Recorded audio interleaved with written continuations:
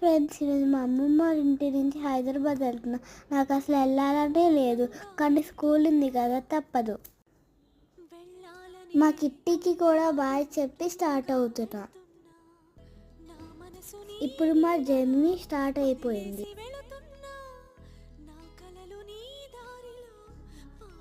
నాకు బాగా చలేస్తుంటే మా మామయ్య జాకెట్ వేసుకున్నా. ఇక్కడ మేము తినటానికి హోటల్ దగ్గర ఆగాం.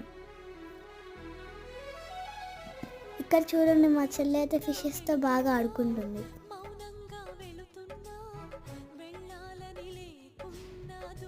నాకైతే బాగా ఆకలేస్తుంది. ఫుడ్ కోసం వెయిట్ చేస్తున్నా. అనుకునే లోపే ఫుడ్ వచ్చేసింది.